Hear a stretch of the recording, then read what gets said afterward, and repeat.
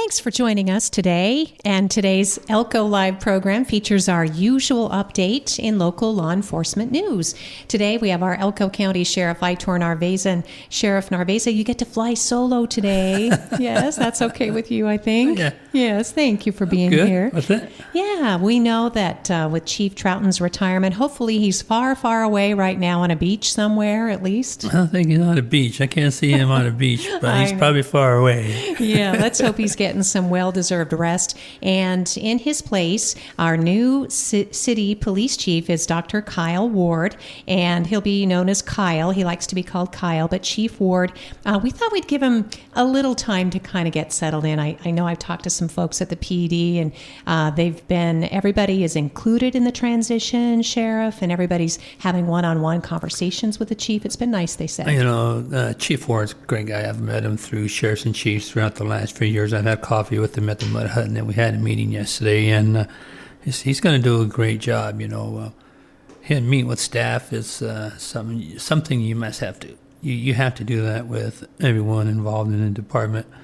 and you get their take on the good or the bad and what can be fixed or what doesn't need fixing. So there's no doubt in my mind he's going to be very successful. He's a really good guy. That's great to hear. So we'll look forward to our future visits side by side with our new city police chief, Dr. Kyle Ward.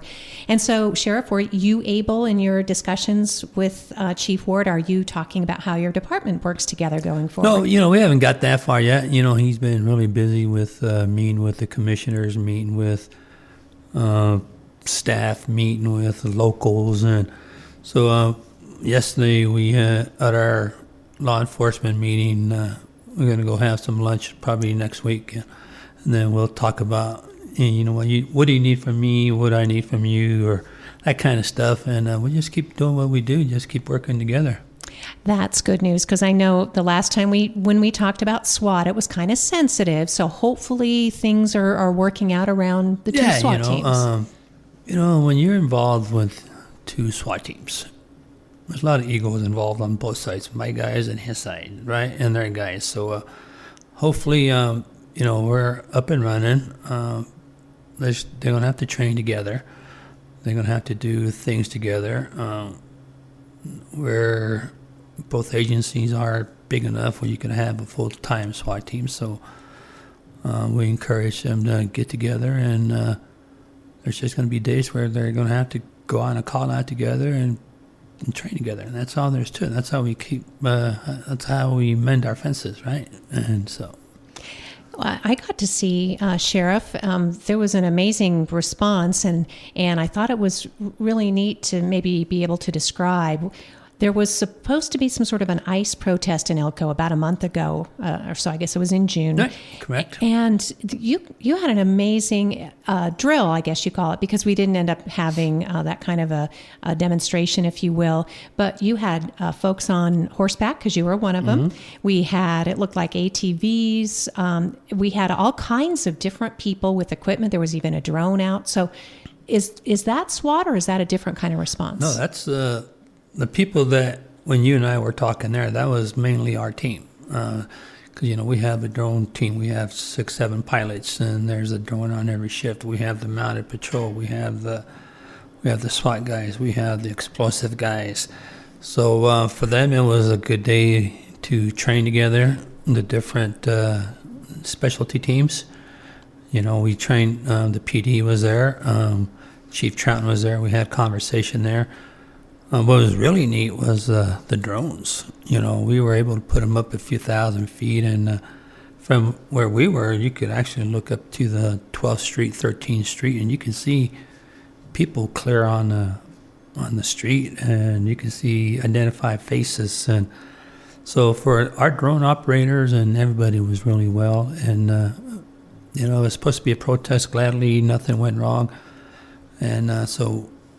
Both agencies were ready to, if they had to take any action, then both agencies were ready to do that. It was impressive to see, as you said, all the different tools that are at the disposal of the Sheriff's Department and the City Police Department. I just thought the community would find that's really interesting. You know, it is. You know, since I've been sheriff, we've actually moved forward with technology and the drones and the training, and there's just so much to do. There's different, you got search and rescue, you got explosives, you got drones, you got SWAT, it just goes on, and so we spent a lot of money on training. So when something is ready to happen or something bad does happen, both agencies are ready to deal with it. And so the goal of that kind of technology would be, Sheriff? It's just to get ahead of it. If you can do surveillance from 6 blocks away, you can see everything that's going on. Why should you have to be in the front line unless something bad's happening, right? So if you have that technology with a drone and you can see the people possibly getting wound up and starting to act up, you can start sending guys in there. You can start getting the boots on the ground, but if you can see it from 8-9 blocks away and everything's going peaceful, just let them do what they need to do. And because sometimes in the bigger cities, not here, law enforcement presence gets them all wound up, right? Fortunately, we're in a good county. The city of Elko is great. The people are great, and we had a couple knuckleheads at the park that started some issues, but nothing. The protesters themselves were great. Talking with our Elko County Sheriff Aitor Narvaiza, and I think that's a good segue to the next topic of the one thing that could happen nationwide. Sheriff, and I know you just got back from the Sheriffs and Chiefs meeting. This was probably a topic of discussion, is ICE, because we know the federal government's going to invest a great deal of money. We have not, well, I'll let you speak to ICE here in Elko County, but we understand that those operations are really going to ramp up.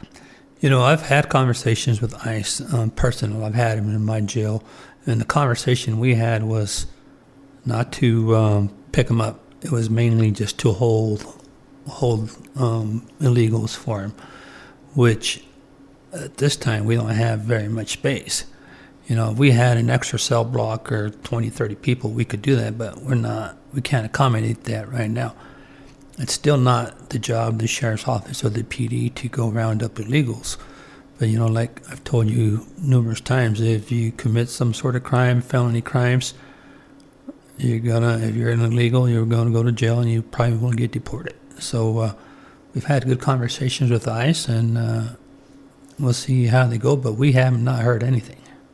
So we haven't had the incidents where in bigger cities we see they're going to workplaces or places like Home Depot where people line up to look for odd jobs. We don't anticipate that here?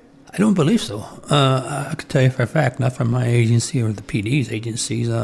ICE will do whatever there needs to be done. That's a whole different level. That's on the federal level. We will assist them.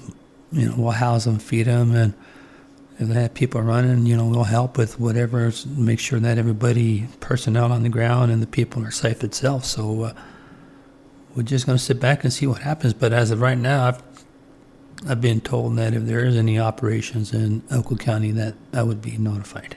Okay, that's good to know. About 30%, I think, of our population is Hispanic, and I'm not aware of the number of undocumented by it, but I am led to believe that it is fairly significant. Yeah, we do have a large Hispanic community. Always have. I've been in the department 30 plus years, and we've always had you go down the south side, Last Chance, West Bolivian, that whole area is a lot of Hispanics, and there's good families there. There's the families that come in here to work and raise their kids and do the right thing, and then some families just probably shouldn't be here like any other thing, You bring in 2-3 families, you get one bad family, right? So we're just going to do what we do. We'll help ICE with whatever needs to be done, but we'll house, feed them, and if they make an arrest and they put detainers on them, we'll hang on to them. We can only hang on to them for 72 hours. After the 72 hours, we have to kick them loose. And if they decide not to kick them after 72 hours, we kick them loose, and we'll go from there. We do have a couple on ICE detainers now. But they're pending sexual assault cases. They're pending felony cases. So I don't see them going anywhere until they get done with their court here. And that's important for people in Elko County to know, Sheriff, is that you and even former Chief Troughton, you've been talking about this the entire time. that nobody in this community intends to go after. We know that if you reside in the country illegally outside the parameters of if you outstayed your visa, for example, or you're here without proper, credentials, that is a crime.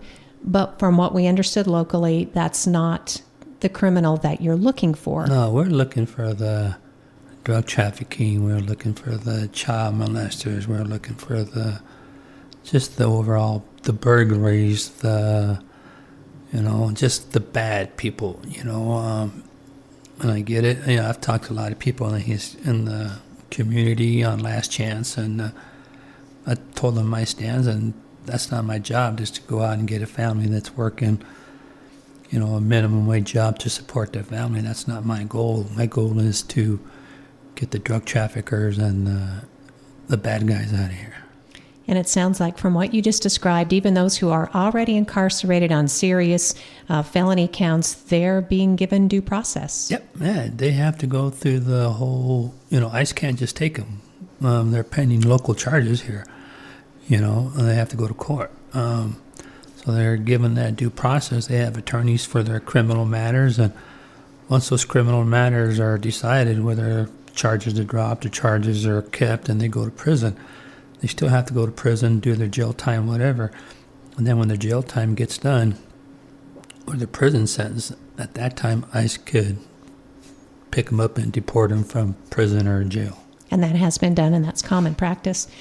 I appreciate you having the conversation about this because it is really an important topic, as you well know. As you said, you've already been talking to people who are concerned. And I think the one last question I would ask is if we do end up with, and I don't know if the proper terminology is raids, but that's been used. If we do get ICE raids in Elko County, you said that they said they would notify you in advance. Yes, I had specific conversations with ICE out of Utah. Salt Lake City, and then I had conversations with ICE agents because there was a rumor that ICE was in Jack Pond. They were arresting him, and I called Border Patrol. I called ICE and met with the supervisor, and he denied that. Kind of find out the people that were in the vans were bounty hunters, and it was not ICE. So a lot of people just saw the white van and the guys wearing the vest and just assumed it was ICE. So talking with both supervisors from Utah and Idaho, they both stated that if there was any operations in Elko County, that I would be notified. All right. So the next question is, Sheriff, how do you recommend that we as a community handle this if it comes to Elko? There's going to be a lot of support and not a lot of support, right? There are a lot of people that support the mass deportations, right? They're going to support it, and a lot of the people, I would just tell the people, listen, on both sides, whether you support it or not, ICE has a job to do. It's still a crime to be in the United States. If you interfere with that part of them, doing raids, you could be looking at potential federal charges or local charges. So I get it. Nobody wants to, get involved. They're possibly get involved, but they really need to sit back and look at the consequences if there are raids and people are interfering. So I would just ask the committee just to support everybody, and they will be given their due process. And I guess, too, if something, say, happened, and I was a witness to it, I would be really frightened because if ICE is wearing masks, for example, how do we know they're ICE? How do we know something else like these? Normally you'll see it on their tactical gear. Like our SWAT guys wear masks when they do raids, right? The PD SWAT team does. Our guys, I've done it personally throughout the years. We put on those balaclavas, and they do high-risk search warrants. And, some of the guys that are on those tactical teams, some of those guys, like our guys, are also doing the narcotics warrants for those hits. So they're wearing their faces because, they don't want to go in there and, hey, so it's not to discourage people or frighten people. They're mainly for law enforcement personnel, not to be seen out in the street. And then when you deal with those individuals again, they're like, hey, you're the one that hit my house. Now we're going to has some issues, right? So normally they'll have, like our guys on their vests will have, and their patches, Elko County Sheriff's Department, SWAT, or Elko Police Department. So they're very identifiable. They'll carry their badge, neck badge, or normally our guys are, they got the shoulder patches. They have it on their back. It'll say Sheriff, SWAT, or just Sheriff. So they're very identifiable. Okay. And then I guess finally on that topic, Sheriff, I know that, you and I have communicated throughout the years. I mean, as in the media too. I just dread the call that I would get that, hey, there's a raid going down, because I would feel compelled to go and sort of, record or report on what's happening. And, right. and that's scary. That just makes you a busybody, right? That's your job, is to give out the news, right? Even if you're just driving around and you saw a bunch of guys picking up a bunch of people, you'd be, as a reporter, you'd be like, oh crap, there's something going on here. I need to get this out to the public, right? So I could see you doing that from a distance. You could record, and maybe when it starts to wrap up, you can go, hey, I'm Miss Gober, I'm with Elko, and you'd like to make any comments on this or whatever, but you'd have to sit back and watch it, so. Yeah, don't get wrapped up in it. Don't get wrapped up in it. That's correct. And that's what people do. They get wrapped up in their emotions get wrapped up. I mean, you see it in the big cities, New York, LA, and it just goes bad. Yeah, we're seeing excerpts on social media, and I'll admit that I get really, sick to my stomach seeing some of it. It's, but the thing is, illegals have been getting taken out of the country forever. I remember growing up in Battle Mountain, the immigration bus would show up, I remember them being here at the Red Lion and taking them too. So it's been going on for 40, 50 years, and now it's just a big thing. I guess it's just gotten bigger. It's gotten more public, and and when you do get caught up in these raids or what, unfortunately, if you do get caught up, if you've been here 20 years and your kids are U.S. citizens, now you're getting deported. Well, I'll tell you a story. I picked up a guy last week in Washoe on a warrant. He came back on a felony warrant. His family came over. His brother just got deported a couple of weeks ago, he was telling me. But he came into the U.S., he was 9 months old. So he didn't really have a choice, right? But he got in some trouble, and they asked him to take himself back to Mexico, and he didn't. So they went to his house, picked him up.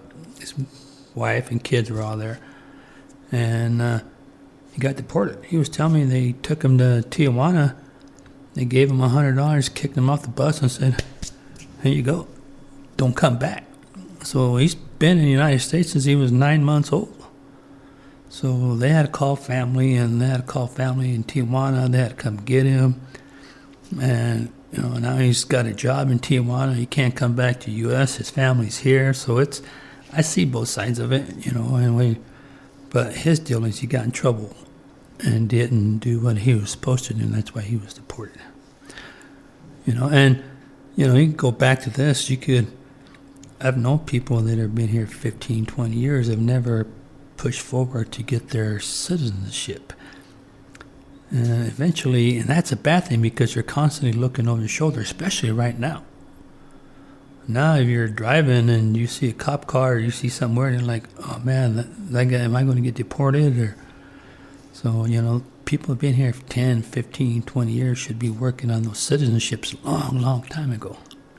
I guess there is someone you can see and feel like you can trust. From what I understand, Eloisa Mendoza is at the Family Resource Center. She's been at the courts forever. She's very familiar with she's the Hispanic. She's a legitimate, She's very source. Yeah. She's legit. I've known her. I've had court with her where she's a translator throughout the years, and she's very educated and very versed in the Hispanic community. Well, I know we could spend another half an hour talking about the issue. It's good to get you one-on-one. And again, I'm not trying to, we're not trying to say that this couldn't happen, Sheriff, because we know things are changing pretty quickly. But it's good to know that we can have this conversation.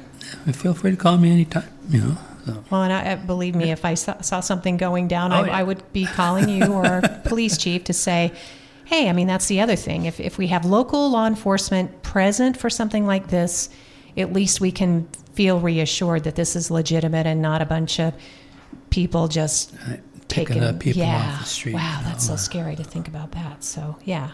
So, okay, so we know about the process. Oh, and I did want to mention before we close out this topic, because we do have other cool things to talk about, but that you are an immigrant yourself, and you came over as a child. Yeah, I came over back in 1975. I was 8 years old. We all ended up getting our citizenships. We all became U.S. citizens, and it's been a long, long time ago, and I've never looked back. It's the U.S. is a great country to be in. People ask me if I retire, I'm going back to Spain, but I think I've been Americanized, as they would say. My family's here, my wife's family's here. It's just a great country to be in. I mean, no other country, Lori, can you come in, work as law enforcement, and then 30 years later in your career get elected sheriff. That can't happen. You don't see that anywhere else except in the U.S. This country's done a lot for myself and for my family, so it's I just love it. Are you at all nervous to travel if you do go back to visit Spain? No, I figure if I get deported, it'd take them 30, 40 days to figure out who I was. I had to stay at the beach for 30, 40 days, so I would be good. Okay. I think my wife would probably be upset that I'm at the beach and she's not there, but we're all citizens, so there's no reason for. All right, Sheriff. But if I do, I'll be at the beach in Spain. All right, and I'll be trying to call you so that we can do a story on it. But thank you. You're always optimistic about these things. Yeah, appreciate that. And I know with the time that we have today, we want to make sure that we're emphasizing these really cool opportunities to meet area law enforcement. I think you'll get to meet our new city police chief at the National Night Out, right? Yeah, we had this conversation yesterday. We got his spatula ready. It says Elko Police Department, so he said he was going to be there to start cooking. So, he's looking forward to meeting a lot of different agencies and a lot of the people in the community. It's a big event. We sell anywhere like 300 to 3,500 burgers in that sell. We cook. So it's a big event for everybody. And in fact, Wells is going to be doing it too. Yeah, Wells has it the same night, August 5th at the 5 at the park, We have ours August 5th at the city park. We have bands, we have fire trucks, helicopters, SWAT gears, EMS. We have it all, and you take your kids, go through all their equipment, and it's a lot of fun. So kids love National Night Out from the time they're toddlers. I mean, even the babies are wide-eyed because there is just so much to see. As you said, the fire trucks and the police, and it's a relaxed environment where you can meet them. There might be some canines that you can watch the demonstration. What I really like about it is the last year or two we've had our mounted patrol, and that's. People just love horses. Kids love horses. It's just natural, right? And they get a lot of kudos. So, it's cool to be a SWAT guy, but sometimes just being on horseback, it's the kids like, oh, that guy's pretty cool. Maybe I can do that when I grow up. So it's National Night Out. It's police and community partnering August 5th from 5 to 8 p.m. in the main city park. Again, it's for everybody. There'll be some live music, hot dogs, burgers that are free, police technology, demonstrations, plenty of booths and promotions, and just some really nice people. And you can ask questions in a nice, relaxed environment. Correct. So very cool. Well, I did want to give you some time, too, because your department, it's actually not an investigation your department is doing, but very sad in that we did have an officer-involved shooting recently, and you had some outside assistance in investigating that, Sheriff. Yeah, unfortunately, it's a bad thing for everybody, the family, the department, and for the deputy.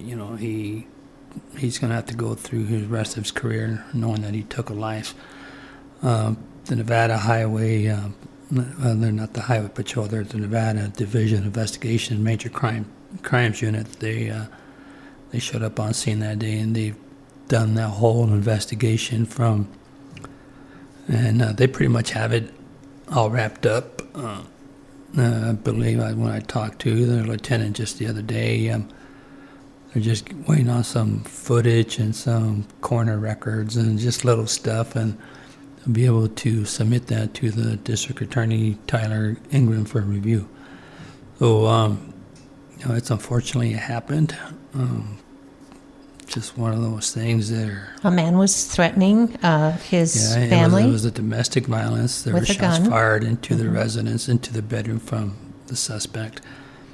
And then he came out, engaged the deputy with an AR-15, and unfortunately he fired in self-defense, taking his life. It's nothing we're proud of, something that everybody has to live with. The family, the department, and the deputy. It's just a bad thing for everybody, but I feel very confident that the deputy did the right thing. There's no doubt in my mind.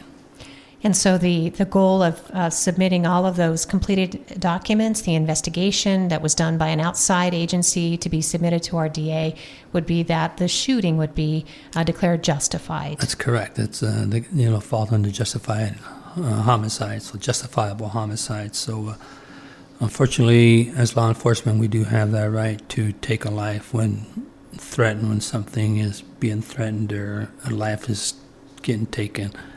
We can intervene that way. We don't want to.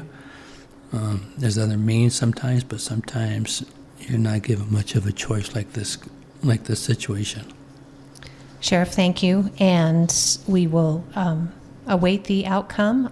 There is, in case anyone listening is interested in this in particular, there is a very compelling video which has been released by officials, which is online. I believe the Sheriff's Department has that on your Sheriff's Department Facebook page. We have it on our Sheriff's Department webpage, and it's also out on YouTube.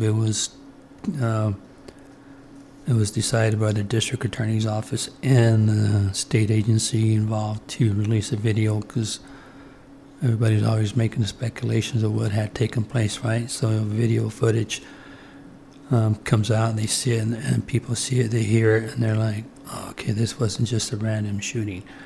So the video is out there. It's on the YouTube. You just punch up Elko County Sheriff's Department, or you go to our webpage, Elko County Sheriff's webpage, and you can see the video of him on his body cam footage. All right. And again, that is done in the interest of transparency only, again, just to enhance confidence in the community, from the community in the local law enforcement. So we have that technology available to us now. Sheriff Aitor Narvaiza is our guest, and I want to make sure we got to all the topics today. I think it's coming up on an agenda, the expansion of the jail, right? Yeah, we've been working on that. We got a meeting, I think, next week. We're really it's moving well. We had it down to like $18 million, and the county made us take it down to like $14 million. And they haven't approved of it, but at least they got a number to work with. It's going to be basically 30 beds, mental facility, and everything will be all done in one unit. So it should be nice. Behavioral health in particular, because that's been a pressing need for for the jail, which is operated by the Sheriff's Office. And there are many people who are jailed, whether temporarily or for a couple of years, and they have very dire mental health issues. That's correct. The expansion of the jail is due to having so many mental people that are having mental issues in our regular cells. We can't put two people in the same cell with somebody who's got mental issues. So I believe we have like 22, 23 that are on mental health, and so that's 23 cells that you're losing, and they normally should be housing 40 people, and you got 23 because you can't. So we have to expand, and unfortunately, that's where this country is going with mental health, and put it back on the people of Elko County and the Sheriff's Department and law enforcement. This would be the final build-out of the original jail, then the expansion, certainly. And how many inmates does the jail currently hold, Sheriff? I believe today we're only at like 160, 170. But it's made to house 210. Prior to COVID, we were running 208, 210, 212. And then that Valdez Jimenez hearings came in effect. So the judges kick out more people based on their crime. And so we're still doing a lot. And then even in my career, Sheriff, when we've talked about this, we just see more female inmates. And obviously you have to have... That's correct. When I first started back in the 90s, if we had 6, 7 girls in there, women in there, you're like, wow, it's crazy. And now there's 30, 40, so, and they're all in there on serious felony charges, so it's one of those things where you just have a lot of men and women in there, and I think we keep going, some of the women probably going to pass the men up here on the way we're going with the women being arrested. Well, that'll be an interesting topic for another day. And you can come back and be prepared. And thanks again, your Under Sheriff, Justin Ames, keeping up around the office, and your Lieutenant Doug Fisher, and all the other administrators and folks you have. Yeah, job's tough enough, but you can't do it without those guys, And of course, Armida Marin. She's rock star. Everything that goes to that office, her and Rachel McEnany, the office supervisor, and she takes care of all the office paperwork, the warrants, the subpoenas, you name it, it all goes. There's so much paperwork, and we just couldn't do this job without the staffing. Whether you're supervisor, just when you're working in the office, there's so much paperwork involved, and the bills coming in that Armida takes over, and she sets up the park, and she just does it all. She's pretty solid. They're all really solid. Well, Sheriff, and you get to be the man in black today. I didn't get to mention radio, but you are dressed head to toe in black. So my daughter said the same thing when I stopped by the house. Man in black, Dad. Yeah. Tribute to Johnny Cash today. Yeah. All right. Thank you, Sheriff. Appreciate your time. And the next time we visit, I think you will show our new city police chief, Dr. Kyle Ward, the ropes when it comes to the radio show. Yeah, I just asked the people, Mr. Ward is a good guy. Just give him the opportunity to get his feet settled in. And you can't just go in there and start making cuts, and you got to look at it from both point of views, or the positive, the bad, whatever. So just give him the opportunity, and he will do a good job. Thanks, Sheriff. Elko County Sheriff Aitor Narvaiza, our guest for our regular law enforcement update here on Elko Live on KELK. Have a great day, Sheriff. Thanks, Lori. Appreciate it. You too.